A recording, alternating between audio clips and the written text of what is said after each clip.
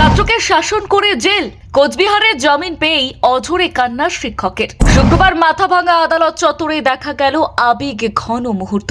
কানে শুনতে পাচ্ছে না ছেলে, পাল্টা অভিযোগ ছাত্রের পরিবারে। ঘটনাকে ঘিরে শিক্ষক, অভিভাবক এবং শিক্ষা মহলে শুরু হয়েছে নানান আলোচনা। জামিনে মুক্ত হওয়ার পর কান্নায় ভেঙে পড়েন শিক্ষক তন্ময় চক্রবর্তী। সেখানে উপস্থিত সহকর্মী এবং ছাত্রছাত্রীরা তাকে ঘিরে ধরেন। কোচবিহারের মাথাভাঙা হাই স্কুলের শিক্ষক তন্ময় চক্রবর্তীকে ঘিরে তৈরি হয়েছে দীর্ঘ বিতর্ক। এক ছাত্রকে শাসনের অভিযোগে দায়ের হওয়া মামলায় গ্রেফতার হওয়ার পর শুক্রবার আদালত থেকে জামিন পান তিনি। জামিন মেলার পর আদালত চত্বরে আবেগঘন কান্নায় ভেঙে পড়েন ওই শিক্ষক। ঘটনাটি ঘিরে শিক্ষক মহল, অভিভাবক সমাজ এবং শিক্ষাঙ্গনে শুরু হয়েছে বিস্তর আলোচনা। শুক্রবার মাথাভাঙা আদালতে জামিন মঞ্জুর হওয়ার পর তন্ময় চক্রবর্তীকে ঘিরে ধরেন তার সহকর্মী, প্রাক্তন এবং বর্তমান ছাত্রছাত্রীরা।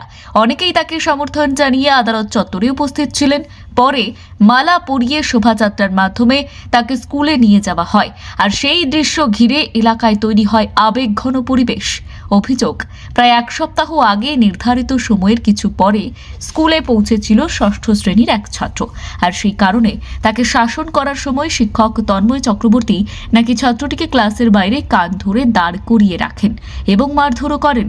এমনই অভিযোগ তুলে ছাত্রের পরিবারের পক্ষ থেকে স্থানীয় থানায় লিখিত অভিযোগ দায়ের করা হয়। অভিযোগের ভিত্তিতেই পুলিশ তদন্ত শুরু করে। জামিন পাওয়ার পর সংবাদ মাধ্যমের মুখোমুখি হয়ে তন্ময় চক্রবর্তী তিনি জানিয়েছেন, দীর্ঘ শিক্ষকতা জীবনে এমন পরিস্থিতির মুখোমুখি হতে হবে তিনি কখনো কল্পনাও করেননি।